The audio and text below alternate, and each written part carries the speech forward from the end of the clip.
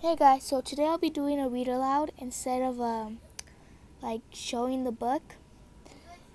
And so this book is called The Melon King, illustrated by Francisco Acelda. Okay. Once upon a time in a faraway land, there was a kingdom that naturally had a king. One day, the king decided that out of many possibilities, the best thing he could do would be to build a great triumphal arc, under which he could ride in pomp and splendor from the delight of his subjects. When the majestic arch was made, the king and his cortege got ready to parade in procession under it. The king wore his best garments, the red mantle with him made of mink, and the largest and most beautifully belt-wheeled crown to be found in the royal treasure.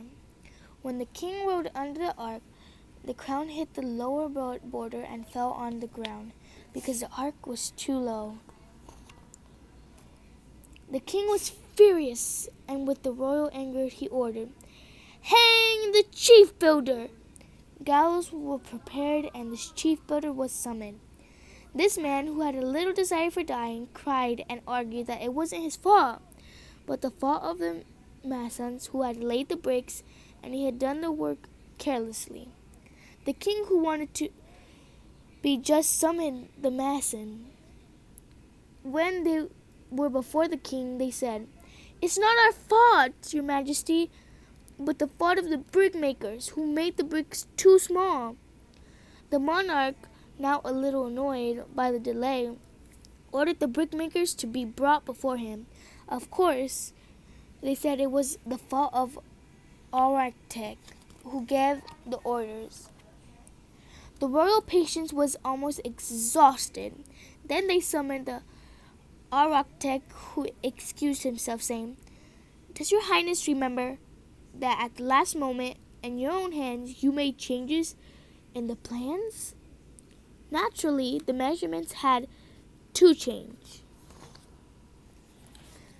Faced with the dilemma because the search for the culprit was so difficult, the king sent for the wisest man in the kingdom, who was very old and therefore very wise. With quivering voice due to his advanced age, the wise man had made a pronouncement. "The culprit must be punished, and it is evident in this case that the culprit is the ark itself." Moved by the greatest wisdom of the Ancient One, the king praised him and gave him a huge reward. Thus, the problem finally solved. The king gave the order to the hand and ark. The ark was brought to the gallows, but then one of the royal counselors thought a little and said, "Ultimately, even as an involuntary act, this ark has touched the king's head, and it would not be appropriate that it was executed in such dishonorable form, which could demand the majesty of your majesty."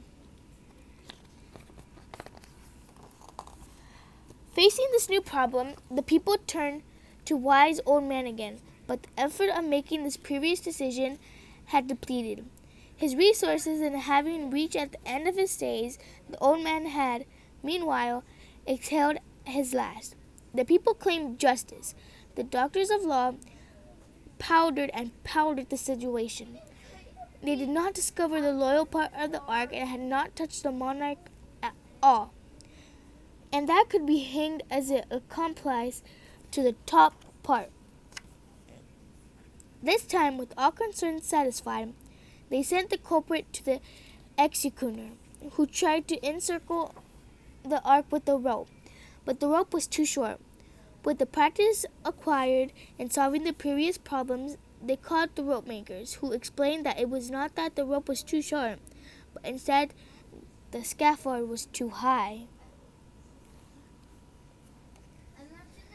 Then they were about to call the carpenters when the king said, "Let's leave this discussion about the carpenters, ropes, and measurements until later. The crowd demands justice. Therefore, we must quickly find someone to hang, someone that fits the measurements of scaffold." With the compelling force of this brilliant idea, all individuals of the kingdom were measured very quickly, and the result was that only one person fits the gallows. It was the king himself. In fact, the king was because he was so mighty and tall.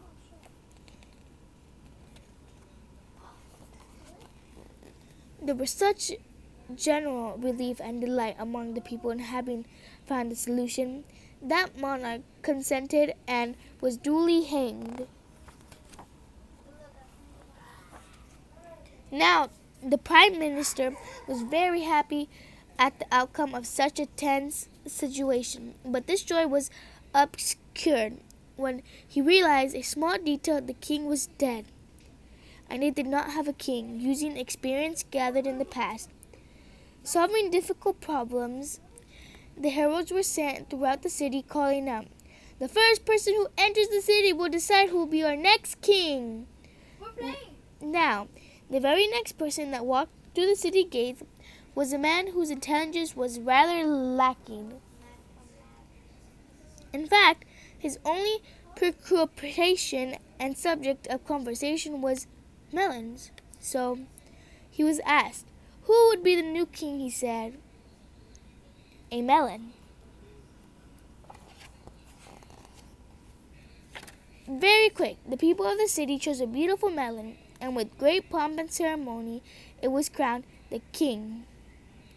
All this happened many years ago, but today, if someone asks the people of the country why their king seems to be a melon, they will reply, "It's a national custom.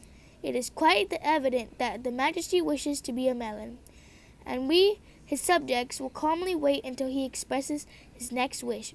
He has every right in the world to be what he wishes to be." The end. Comment down below what books you would want me to read next. And I'll see you all next time. Goodbye.